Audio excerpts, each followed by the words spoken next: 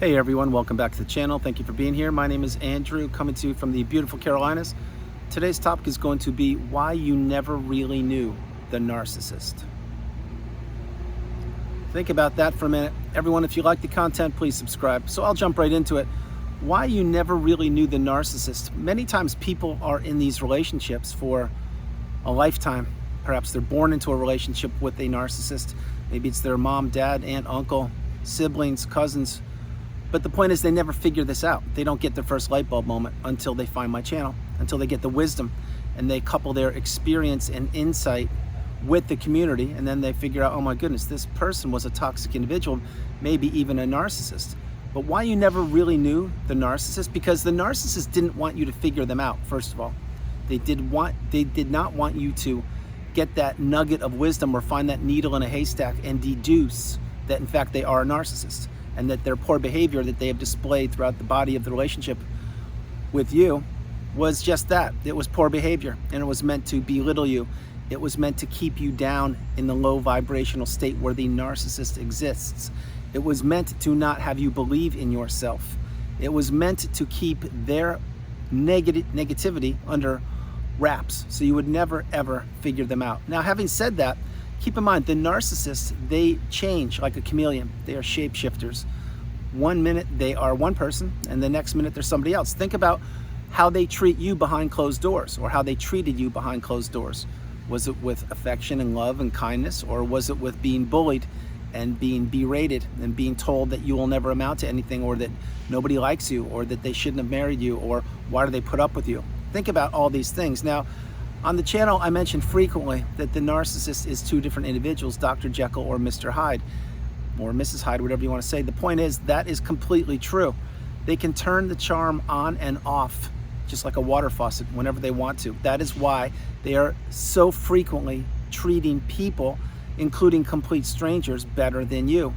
And the reason why that is because they already have you under lock and key, which means most likely you already married them, or moved in with them, or loaned them money, or went into business with them. They don't need to work on that part of the relationship any longer. The dust has settled for them.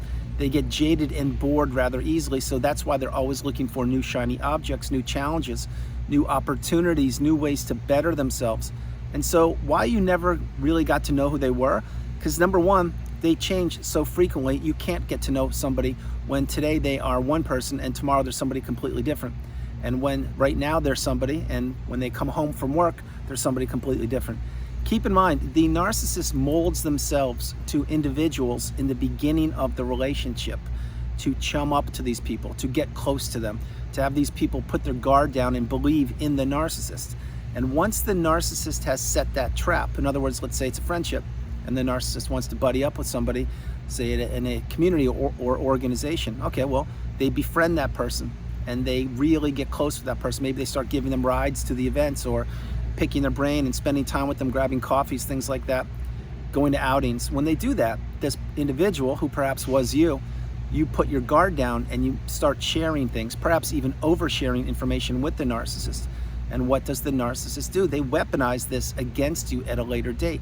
That's why they try to drive wedges between you and your hobbies, you and your family, you and your job, you and your existence, you and your money, you and your time, you and your energy, you and everything. But you never really get to know who the narcissist is, because what they are doing is they are playing a role for this period of time with you in their tiny little Hollywood pea brain. That's what they're doing. They're playing a role in their own script.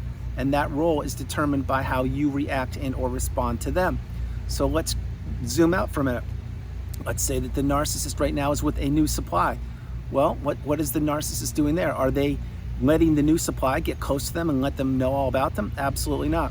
The new supply is being strung along just like you were. The new supply is being decimated, and the resources are becoming depleted just like yours were. The only difference, most likely, although not always, is that their resources perhaps are being taken from them at a quicker rate. And that reason would be because the narcissist fine-tunes their skills, their crafts. That's what they do. They get better and better with manipulation over time. But you never really get to know who the narcissist is, because again, the narcissist, when you were in the relationship with them, let's say as an example, they had short hair and it was a blonde as an example. Well, now they could have long hair and it's a different color. And the clothes and style of clothes that they would wear with you, they could easily be totally different now with the new supply, because they change everything. Think about it. The narcissist cannot be stagnant. They cannot just be. They need disruption. They need newness. That's why they think about all the vices that the narcissist has. Well, I'll tell you a few of them right now. Drinking could be one. Gambling could be one. Another one could be shopping. Yes, shopping. The Amazon people delivering packages, they can't come enough because it's a rush for the narcissist. It's a rush to place the order. It's a rush for them to get the expectation of the arrival of the package. It's a rush when they get the package and it is opened, whether the what's in the package is correct or not. The narcissist is going to get supply. Think about it. Say they order a shirt from Amazon. Okay, well, there's the supply train I just told you about. They get the shirt. It's the wrong color or size. What do they get to do? Well, they get to blow up Amazon and complain about it if they want to. Or if it's the right color shirt, well, there you go. That shirt will be the flavor of the day for one day, and then they will have to go to Amazon and order another thing. Or another vice that the narcissist may have, joining organizations or groups. Think about it.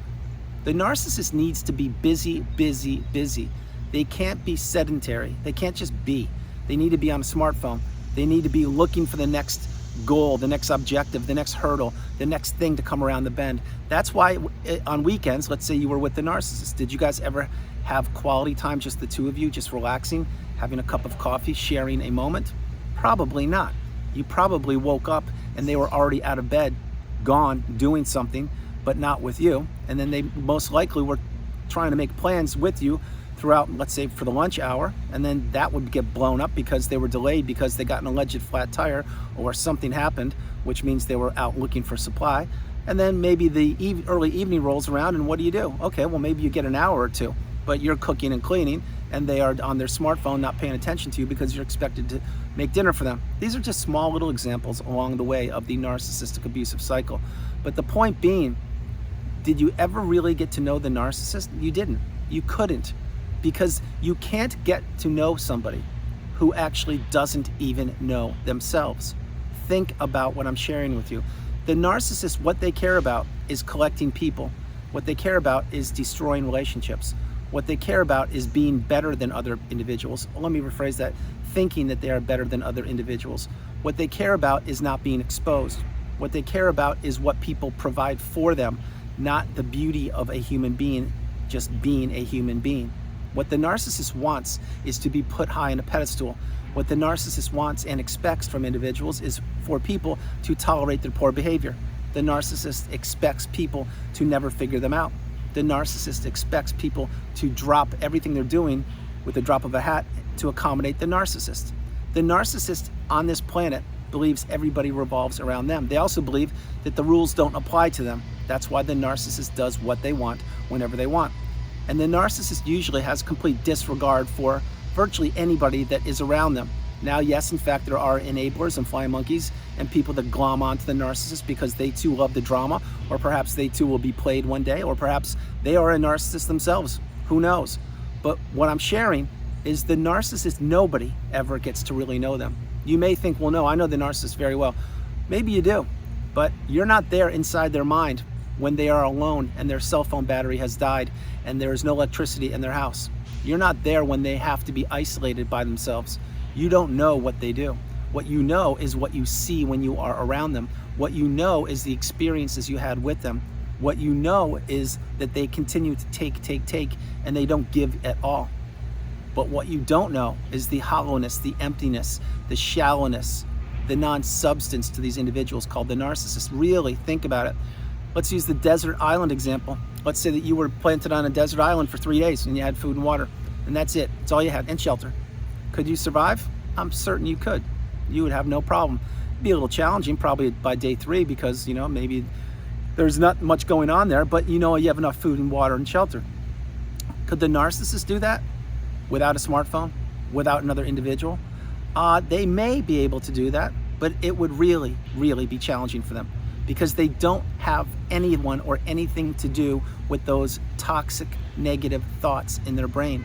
How are they going to get them out of their head? How are they going to berate another individual? How are they going to blame shift? How are they going to play the victim? how are they going to spew out toxic behavior? Because there's no one there to receive any of this. Think about it. That is so true. The narcissist inside their mind, that is one of the last places on the planet I would want to be, because it is not a good space to be in. Think about all the manipulation that they have to think about. Think about all the past relationships that they've blown up. Think about the lack of empathy and or love that they do not have. They have nothing inside of them. What they are, as I mentioned so frequently, is they are an individual who's looking to glom on to a supply source, which was you for a period of time. But that supply source is now gone. And my hope is you've gone no contact, blocked the narcissist, removed all people and or flying monkeys associated with them, and you are on the healing path. That's my hope. Having said that, why you never got to know the narcissist? Because number one, they would never sit still to allow you to get to know them. Number two, because they don't even know themselves. Number three, once they knew they had you ensnared in the web of manipulation, they were off getting your replacement. You just didn't know it. Think about it. Think about vacations with the narcissist. Were they ever pleasant, and did you experience a good time?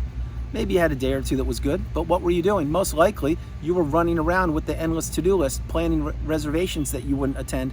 You were waking up early and saving beach chairs that would never be used. You were waiting in restaurants for the narcissist to arrive, and then the narcissist would arrive, and then what would they do? They would look around the room and scope out people in the room, not even paying attention to you, being on their smartphone, invalidating the waiter or the waitress. They would be perhaps even creating a scene in the restaurant, who knows? But they would not be a kind, loving individual. You need to get the message. So why you never got to know the narcissist? Because if you really want to boil it down, there's nothing to know about them. The fact of the matter is, these people are manipulators, and what they want to do is to crush you and take your resources. And again, they did for a period of time, which was the length of the relationship. Once you get the wisdom, once you understand that the path is to leave these people in the past and really begin to focus on yourself. When you get that message and you apply it, it is the best feeling in the world. Now, I understand many people, the relationship ended recently. Many people, the relationship is ending right now. Many people, they're still on the healing path and it's taking a lot of time. I get it. We are all on the healing path, headed in the same direction, simply taking different footsteps. But in time, in your time, you will heal. Healing is essential. Healing childhood wounds is essential if that applies to you. Journaling, speaking with a licensed therapist who unfortunately has gone through the narcissistic abusive cycle, watching videos, meditation, slowing down, reading, all these things add up to the healing path. But going at your speed is another thing. And guess what? Knowing who you really are is instrumental. This is the reward that you will find at the end of the light, at the end of the tunnel. Figuring out who you are and understanding what is important to you, not giving your energy away to a bottomless pit, the narcissist. That's what you did do. That's what you don't want to be doing any longer. So why you never got to know the narcissist? Because you weren't supposed to figure them out. You were supposed to be with them on this planet called Earth for a period of time, which was the length of the relationship, and you were supposed to most likely have your resources just become decimated, and then they would jump on, to the next individual, which is what they did, and it's what they're doing right now. You see, you can't know somebody if they don't know themselves. You can't know somebody if they're constantly changing. Think about this when you're in a relationship. How many times were you expected to read their minds? That's right, virtually every day, weren't you? Yes, you were supposed to figure out what kind of mood they were in, if they were hungry, if they were experiencing sleeplessness. You're supposed to know everything. You're supposed to put them way in front of yourself to the detriment of yourself. That's what they expected you to do. And just when you tried to do that, and perhaps you would say to them, hey, are you hungry? You look a little tired, a little cranky. You want some food? And they're like, no, I'm fine. I don't need any food. And you're like, wow, I can't win here. Because you can't win here. You know why? Because you're never supposed to, you can't be right with the narcissist. If you say black, they're going to say white. If you say, are you hungry? They're going to say, no, I'm not. If you say, is the sky blue? They're going to say, no, it's yellow. It doesn't matter. That's why speaking with the narcissist, all it does is keeps you stuck in a loop. Boom, boom, boom. You never get anywhere. You never have intelligent conversations with them. So why you never got to know the narcissist? Because you couldn't. It is an impossible feat to know the narcissist. The only thing you can know from them is that you want nothing to do with them or other toxic individuals in the future. Remember, this is a lifelong learning lesson. You need to apply the lessons learned and have boundaries, protect yourself, insulate yourself, and not be a people pleaser or a yes person, and learn how to say the strongest word in the English language, which is no. When you say no to someone or something, you're saying yes to yourself. So guys, that's the video. I hope you liked it. I loved doing it from the beautiful Carolinas. This is Andrew. Namaste. Have a great afternoon. Stay true, stay blessed, continue to become awakened and aware, and understand that you are the priority. You come first, second, and third. And why you never got to know the narcissist? Because again, they didn't want you to know them. They did not want you to figure out the toxicity that exists within them, and that in fact they were a manipulator and they were trying to take you down. Guys, no matter where you are on the planet, you are not alone. Remember that, you are not alone. God bless you, I love you, and I'll talk to you tomorrow. All right, bye you guys.